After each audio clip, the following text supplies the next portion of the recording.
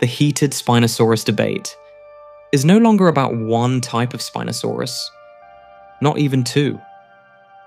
That number has just climbed to 3. And the third one turns out to be the largest prehistoric predator ever confirmed on Brazilian soil.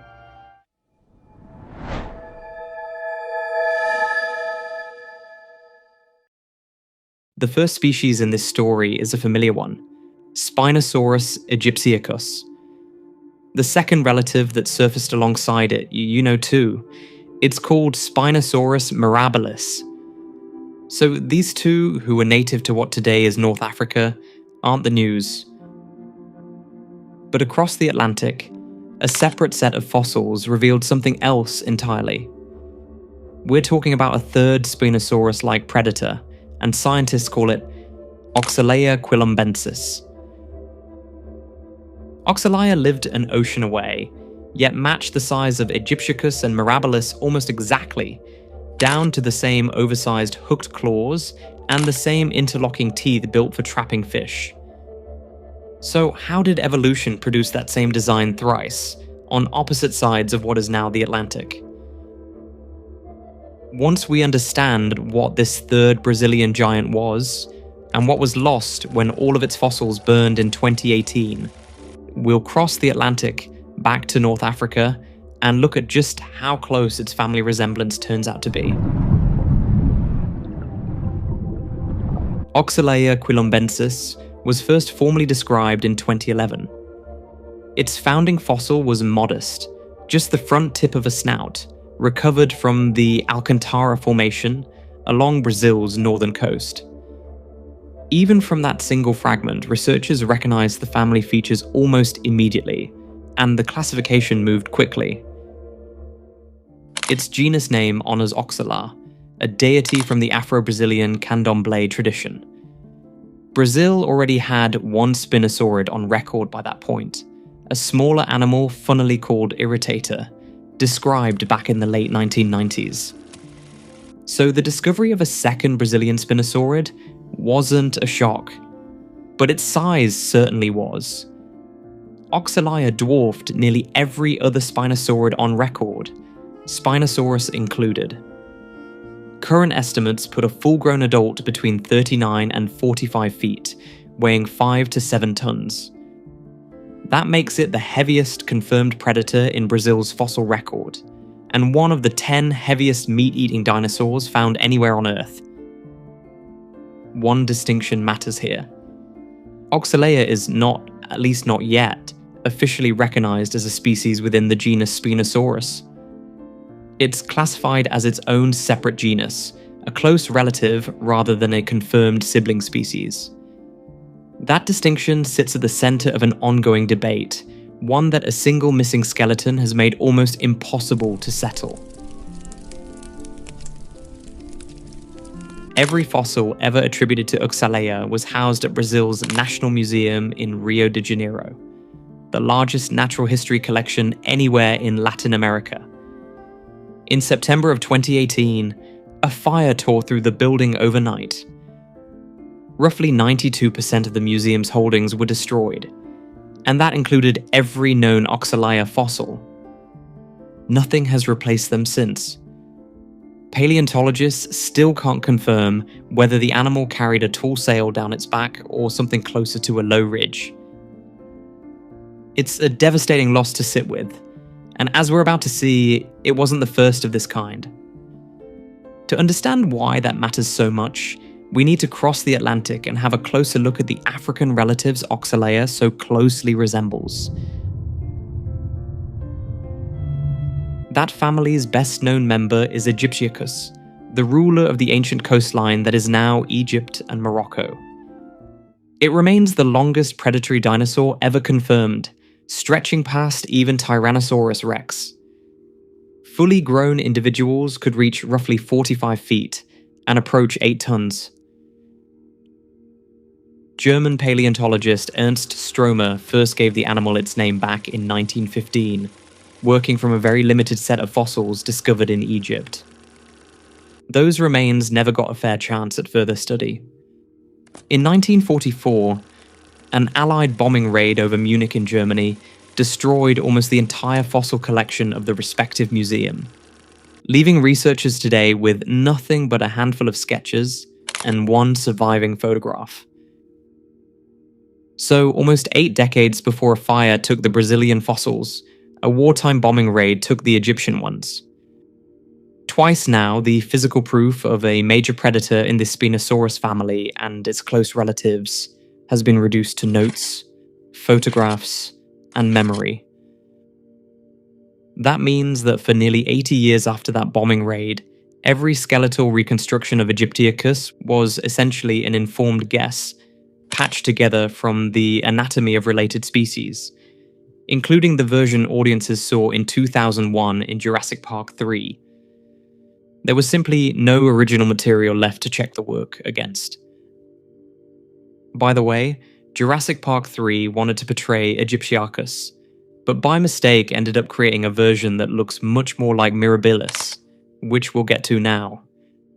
So, purely by accident, the paleo artist predicted mirabilis more than 20 years before it was officially confirmed as a species.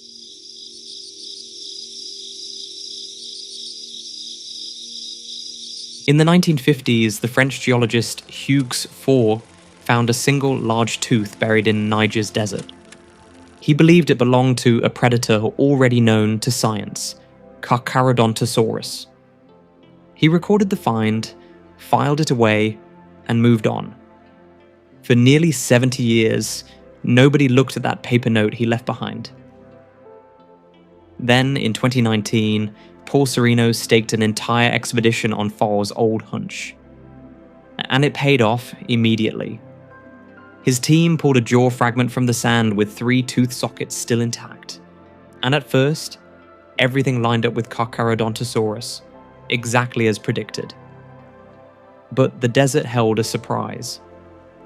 Close by, the team uncovered a skull carrying a crest unlike anything ever catalogued.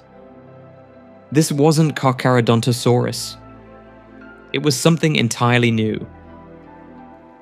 Several individuals eventually surfaced with skull material intact, each crest shaped a little differently, perhaps from age, sex, or simple individual variation. The largest was only a subadult, already 26 feet long. Scaled to full maturity, this animal would have reached 40 feet and 4 tons. And that's how Spinosaurus mirabilis was discovered and officially confirmed in February 2026. Exactly 70 years after Faure first bent down to pick up a tooth in the sand. New discoveries like this happen more often than most people realize, as species get re-examined and new ones are finally confirmed. Wild Sparks has got you covered with other prehistoric giants that forced us to completely rewrite what we thought we knew. Now, let's connect the dots between these 3 giants.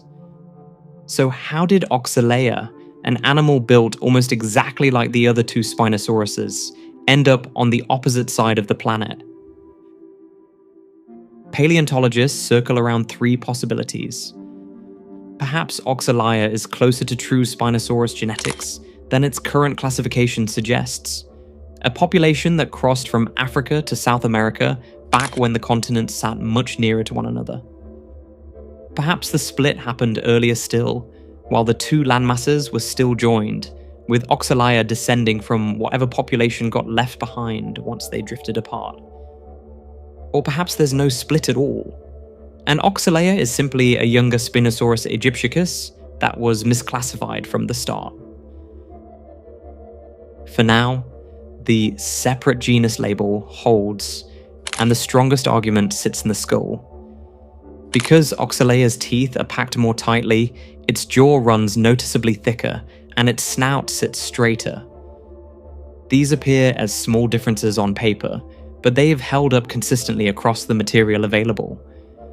Settling the question for good would typically require a complete Oxalea skeleton for comparison. But after September 2018, that option no longer exists. Even without complete remains, there's still a great deal we can reconstruct of Oxalea if we assumed it shared the Spinosaurid core blueprint. Thick, Powerful forelimbs top that list, each tipped with an oversized first claw shaped almost like a hook. The skull followed the family pattern too. The largest known Oxalea skull measured close to 4 feet, larger than that of Acrocanthosaurus, another major predator that once hunted across what is now North America. None of that made Oxalea a fighter though. Its anatomy points toward a fishing specialist rather than a combatant. Those hook claws were likely built for snagging and slashing large, slippery fish, while conical, interlocking teeth kept anything caught from sliding back out. That dental arrangement isn't unique to the fossil record. The gharial, a fish-eating crocodilian from South Asia, uses the same basic design today. Oxalea shared its coastline with long-necked sauropods, at least one abelosaurid and another spinosaurid of comparable size whose exact identity remains unresolved. The fossil record places all of them in this environment roughly 100 million years ago, right before Oxalea disappears from the record entirely. The African Spinosauruses vanished at almost the same geological moment. It's with purpose that we don't say time, because we can only track what we perceive as time through geological formations, meaning through rock. There's one more fact worth sitting with before we close. 500 Spinosaurus fossil jackets from Serino's final Niger expedition remain sealed in storage, unopened. Nobody knows yet what's inside. Whatever it turns out to be, it may rewrite the Spinosaurus family tree all over again.